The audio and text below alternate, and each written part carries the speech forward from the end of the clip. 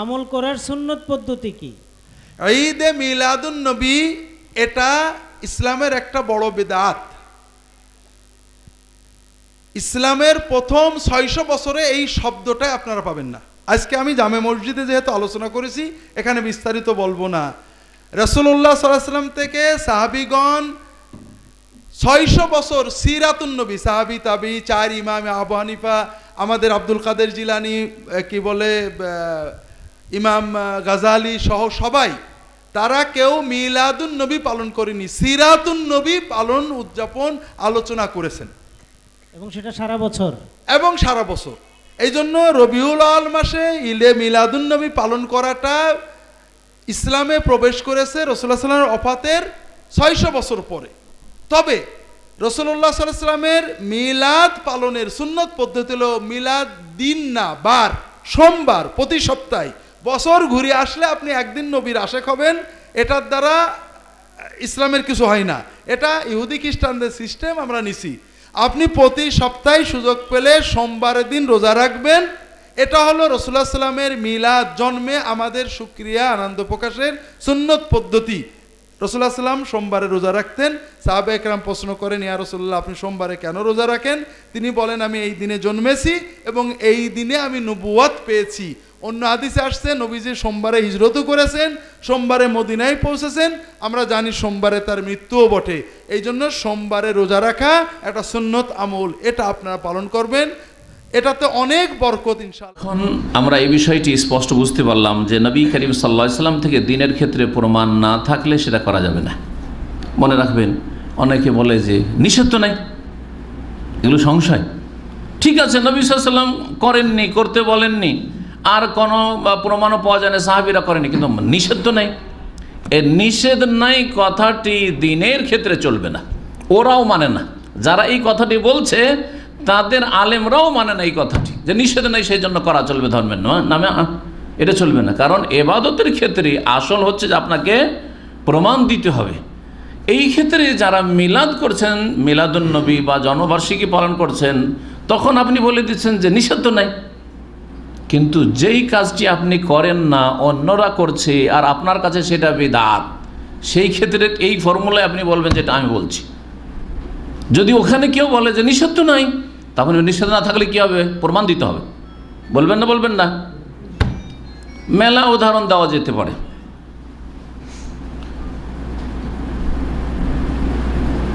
একটা এমনি উদাহরণ দেওয়া যেতে পারে যাতে সহজে বুঝতে পারবেন। দিনে কতবার আজান রয়েছে?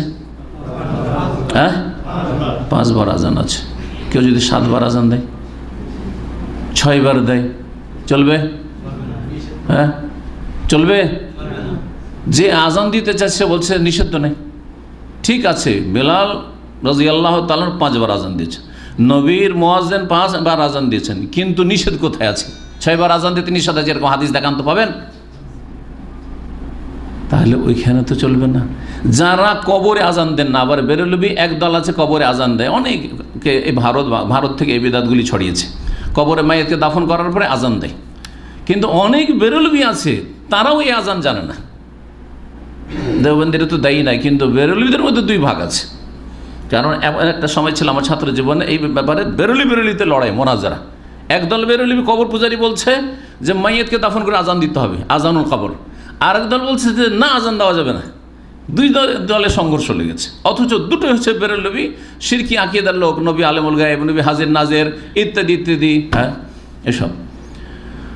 তো বলেন, যদি এখানে কেউ বলে, এই ফর্মুলাই বলে যে কবরে আজান দেওয়া নিষেধ কোথায়?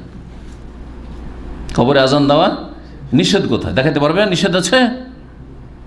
যুক্তি, বরং উল্টো যুক্তি দিতে পারবে যে আজান দিলে শয়তান পলায়, তো এখান থেকে শয়তান তাড়াইলাম কবরস্থান থেকে। ঠিক আছে না? জি হ্যাঁ। তারপরে আজান হচ্ছে আল্লাহর জিকির, আল্লাহু আকবার আছে এতে, হ্যাঁ, লা ইলাহা ইল্লাল্লাহ জিকির, আর জিকির হলে কবর আযাব দূর হয়। এসব যুক্তি লিখেছে আহমদ রেজা খান।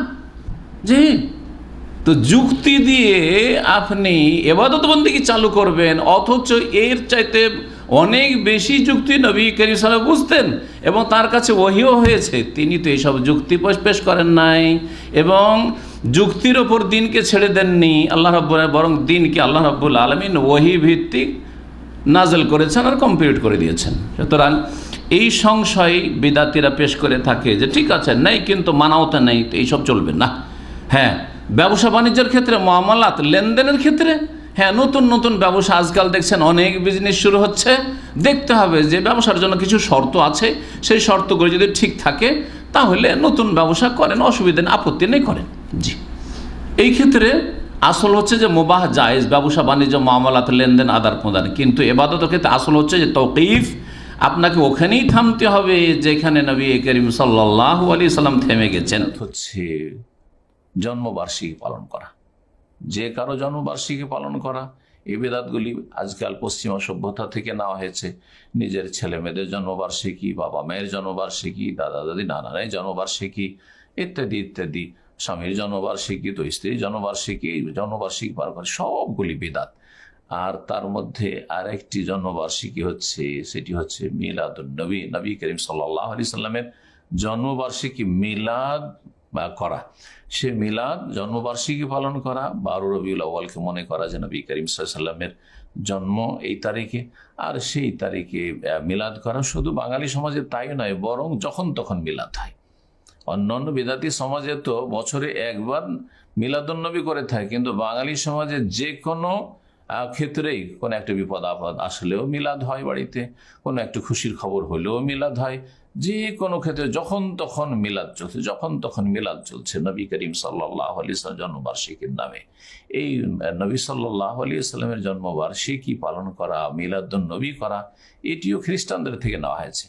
যখন খ্রিস্টানদেরকে মিশরে দেখলো যে তারা ঈসা আলাইহিস সালামের জন্মবার্ষিকী পালন করছে 25শে ডিসেম্বরে, তখন এক শ্রেণীর আফিজিরা তারা তখন শুরু করলো যে আমরাও করি। তো এইভাবে চালু হয়েছে, আর তারপরে সেটা ইরাকে সুন্নি মূর্খদের কাছে আসলো, আর সেখান থেকে তখন ভারত উপমহাদেশে এটি পাচার হয়ে গেল। এ হচ্ছে সংক্ষেপে মিলাদের ইতিহাস। এই সমস্ত বিদাত একটা সহজ মূলনীতি মনে রাখবেন যে আমাদের জীবন দুই ভাগে বিভক্ত। একটা হচ্ছে আমাদের দুনিয়াবী জীবন, আর একটা হচ্ছে আমাদের ধর্মীয় জীবন। দুনিয়াবী জীবন মানে ব্যবসা বাণিজ্য, পার্লামেন্ট, সংসদ, কাজ বাজ, চাকরি বাকরি, খাওয়া দাওয়া, এটা হচ্ছে আমাদের দুনিয়াবী জীবন।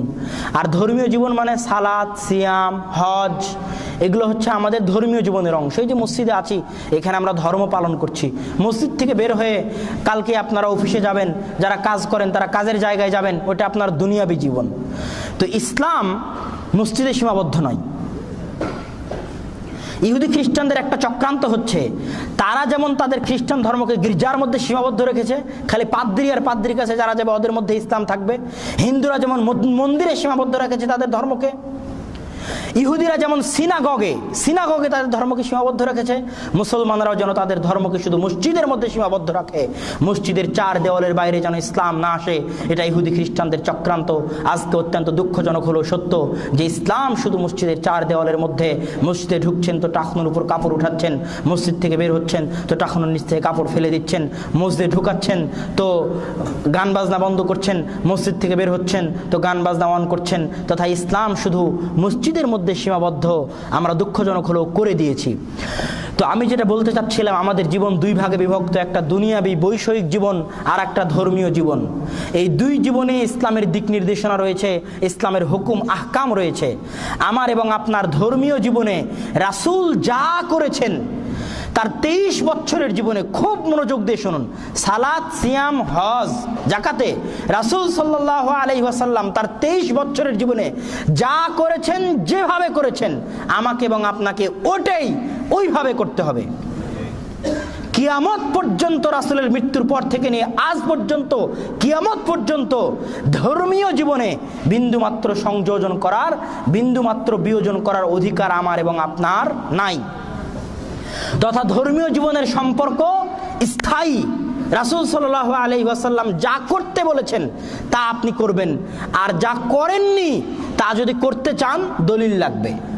আর যদি দলিল দিতে না পারেন, রাসূল করেননি আপনি করছেন, তো বেদাত। ধর্মীয় জীবনের সম্পর্ক কি? রাসূল যা করেছেন, যা বলে গেছেন তা করতে পারবেন, আর যা বলেননি, যা করেননি তা করার সুযোগ নাই। যদি করেন মাতাব্বরি করে, তাহলে আপনি বেদাত করলেন, রাসূলকে অপমান করলেন। তথা সুন্নাত হচ্ছে রাসূল সাল্লাল্লাহু আলাইহি ওয়াসাল্লাম যা করেছেন ধর্মীয় জীবনে, আর বেদআত হচ্ছে রাসূলের মৃত্যুর পর আপনি যা বাড়িয়েছেন। ধর্মীয় জীবনের সাথে সম্পর্ক হচ্ছে সুন্নাত আর বেদাতের, আর বৈষয়িক জীবনের সাথে সম্পর্ক হচ্ছে হালাল আর হারামের। ধর্মীয় জীবনে হালাল হারাম নাই।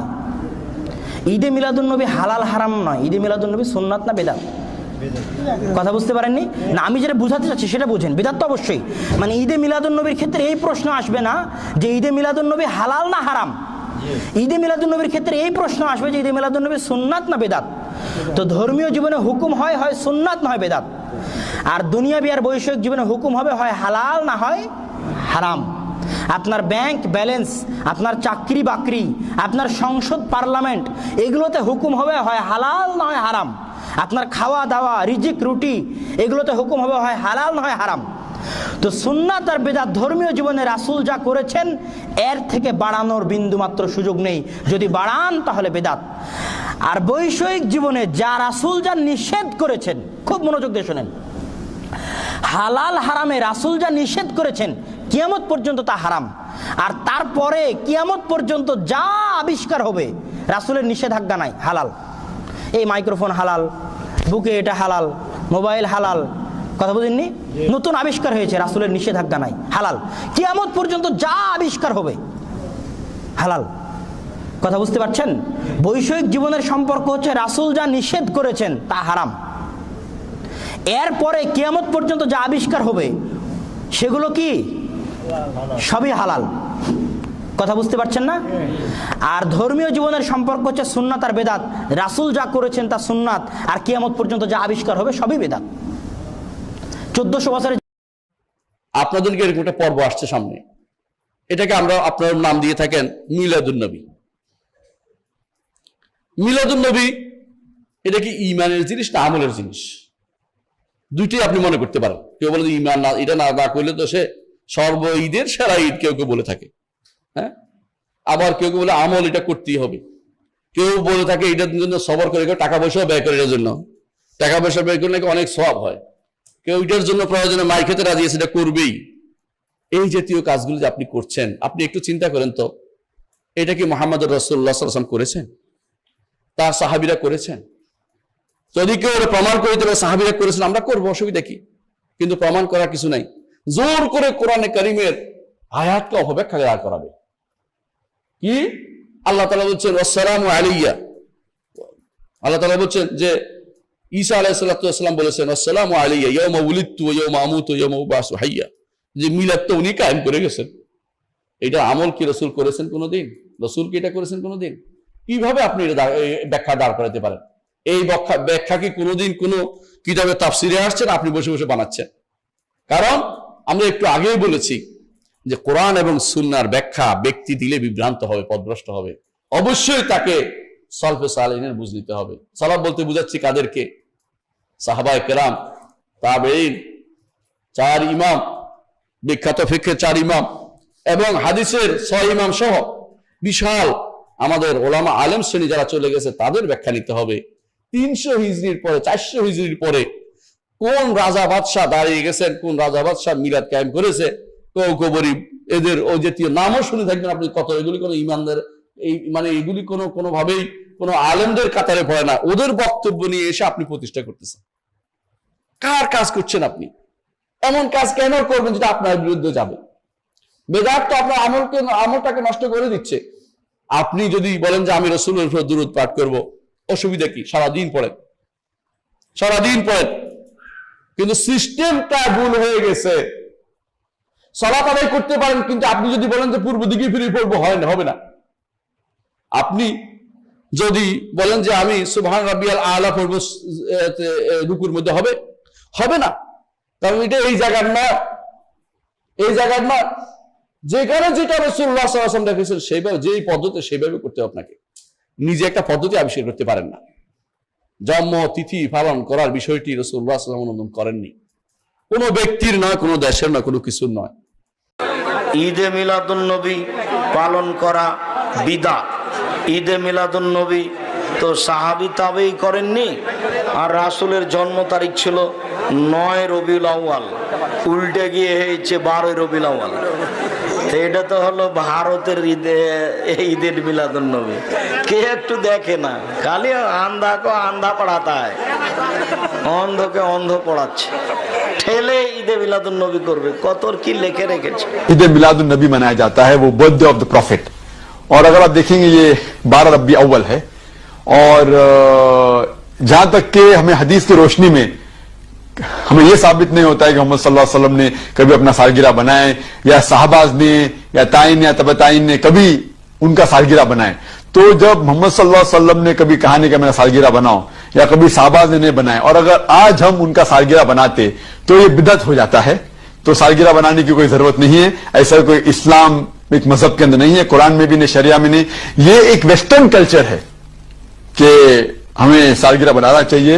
और ये अल्लाह सुब्हानहू व तआला की तरफ से कि अगर आप गौर करेंगे 12 रबी अव्वल मोहम्मद सल्लल्लाहु अलैहि वसल्लम का बर्थडे भी है, और साथ साथ उनका इंतकाल भी 12 रबी अव्वल में हुआ।